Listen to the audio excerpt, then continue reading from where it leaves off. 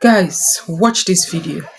I was born and raised in Iran as a Shiite Muslim. Shiite Muslim. And all my life I heard bad things about Israel and the Jews. And we were told that Islam is the best and the last. Muhammad was the most perfect person ever. Growing up, did you study the Quran and the Hadith? Yes, but mostly culturally. Like we would go and read in Arabic, for example. We didn't understand the meaning. They told us if you read in Arabic, you get more points to go to heaven. So I was trying to be a good Muslim, pray, go to mosque. And we were Shiite, so we used to go beat ourselves with chains on the streets. All to please Allah, hoping and wishing to go to heaven. When I was 16 years old, something happened to me that it changed my life. In fact, before that, I saw so many bad things on the streets. I saw people being executed publicly, hanging from a crane. I saw people being tortured, beaten. And they told us these are infidels, these are the enemies of Allah, these are Zionists or the spies for Israel. So when I was 16 years old, I was arrested and tortured by the regime in Iran. Why? I was going to a wedding and I was in the car of some relatives. They gave me a ride. My family was already there at the wedding and they had some alcohol. And based on Islamic law, you can't even have or possess or make or buy or sell or drink alcohol. And they had some, and my only crime was I was in the car. And there's the Islamic checkpoint. They pulled the car over and they began to smell the alcohol. They asked us to come out. They put us in a bus. And the bus got filled so fast because they arrested so many people for different reasons. And they took us to a confinement, to a jail, and then they took all our clothes off, bare naked. And they started pouring cold water on us and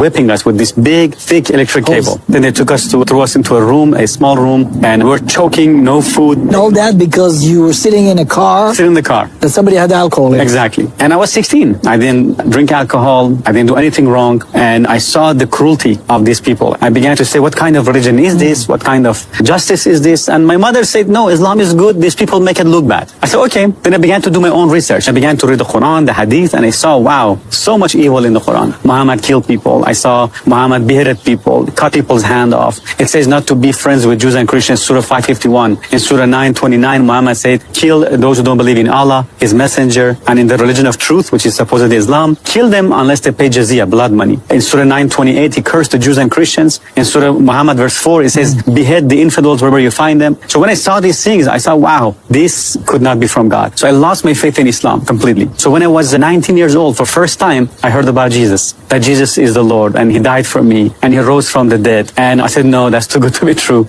How could God have a son? I said, okay, Jesus, if this is true, I ask you to show me. If it's real, be my Lord, be my Savior. And I prayed this prayer, and the moment I say that, a heat went through my hand. I began to shake and tremble. I began to cry, and I felt this love and this peace and this joy I'd never experienced before. I felt a burden was lifted off my shoulder. I began to feel love for people, for anybody who had hurt me. I began to forgive them. I began to feel forgiveness and love and joy. It was an instant transformation.